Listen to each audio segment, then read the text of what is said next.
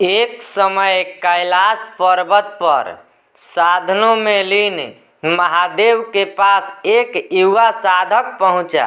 उसके मन में पीड़ा भरी हुई थी, आंखों में आंसू, हृदय में घाव। उसने विनम्र होकर कहा, भोलेनाथ, मैंने किसी पर पूर्ण विश्वास किया था, परंतु उसने मुझे ही धोखा दे दिया।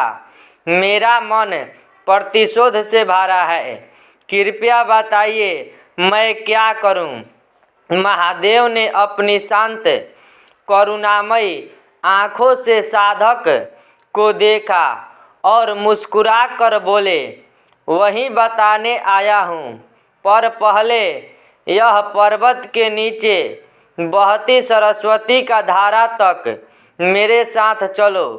दोनों धारा के किनारे पहुँचे। महादेव ने कहा, इस धारा में एक पत्थर फेंको। साधक ने वैसा ही किया। पानी में गोल गोल लहरें उठी। महादेव बोले, धोखा भी इसी पत्थर की तरह है।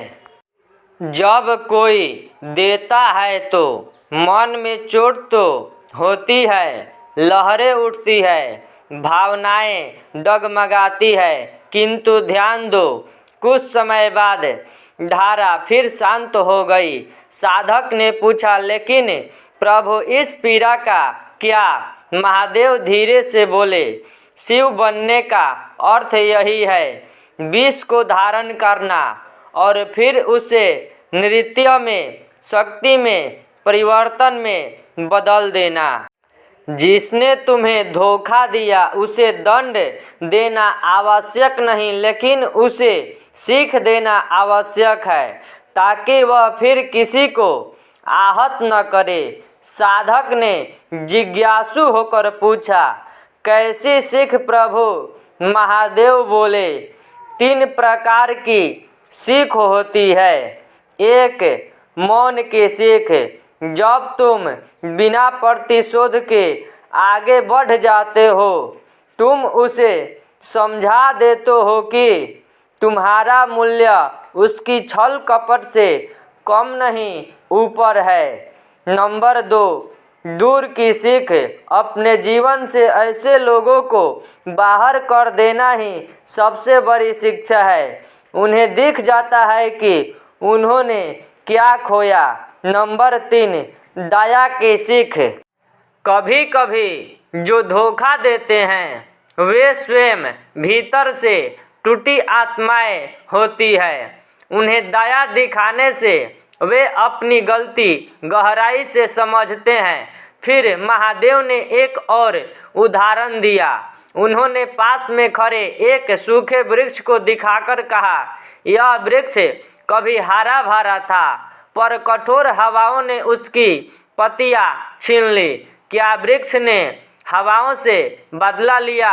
नहीं, उसने जड़ें और गहरी की। जिसने उसे हानि पहुंचाई उसी से उसने शक्ति लेना सीख लिया। साधक अब शांत हो चुका था। महादेव बोले, धोखा देने वाले को क्रोध से नहीं, अपनी ऊंचाई से सीख दो। उसे यह दिखा दो कि तुम कितने मजबूर हो। बिना उसके जिसने तुम्हें गिराने की सोची, उसे यह दिखाना ही सबसे बड़ी शिक्षा है कि तुम फिर उठे और पहले से महान बने। अंत में शिव ने कहा, जीवन में हर धोखा तुम्हें 2 बातों का ज्ञान देता है, कौन तुम्हारा नहीं है और तुम स्वयं कितने शक्तिशाली हो। याद रखो, शिव का मार्ग क्षमा का है, लेकिन मूर्खता का नहीं। दूरी, मौन और आत्मविश्वास यही है सच्ची सीख। साधक ने सिर झुकाकर प्रणाम किया। उसके हृदय का बोझ हल्का हो चुका था।